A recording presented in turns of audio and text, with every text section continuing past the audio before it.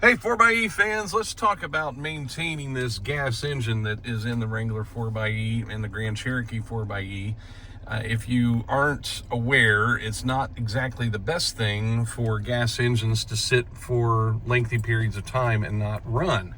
And you can use this, it's called the Hybrid app. You can use this to kind of track when was the last time I ran my gas engine. And so for me, it's been over a week. We're right here on this Saturday right here, and as you can see, it's run just a little bit today because I'm actually just taking it out for a maintenance drive. The dog wanted to go for a ride. She has this thing on Saturdays that she knows she gets a car ride, and so it works out doubly good to be able to run the gas engine for a little bit. So as you can see, it's been over a week. Most experts agree that, you really shouldn't let a vehicle sit more than 2 to 4 weeks, or at least a gas engine sit for more than 2 to 4 weeks, that you should run it in that time. And just to keep the oil fresh, just to keep things lubricated, so you don't, there's all sorts of reasons. You could Google it and find out why it's not good for a gas engine to sit for long periods of time. But I just thought it was good to mention on this channel that it's something you should kind of pay attention to, and you can use this screen to see when the last time you ran it. I mean, you can see there are days here that I haven't even run the vehicle. I have a company vehicle, so I don't drive it every day, and realized this morning, wow, it's been more than a week. So just taking it for a drive out around the block.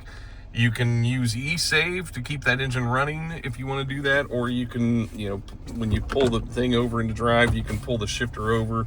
That'll keep the engine running. But you don't want to do that right away if you're just starting the vehicle up and taking off.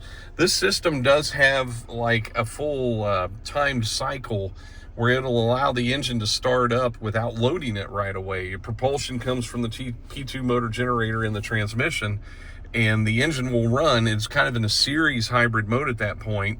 So if you do this, if you don't run it a whole lot, you want to start it. I throw it in eSave and I throw it on battery charge, even though that's a very inefficient way to do it, but it keeps the engine running. It won't let it shut off. Like right now I'm sitting here and it's idling, and I don't like eSave with the charge on just because of how inefficient it is. But in this case, it works out great for a maintenance thing, because I can then let it start up, let it warm up, and then it loads the engine and take it for a little bit of drive and just kind of exercise it that way. And make sure you're taking care of that gas engine if you do a lot of electric miles like I normally do. And that should keep the lifespan of that gas engine running a real long time. So just wanted to share that. Thanks for watching.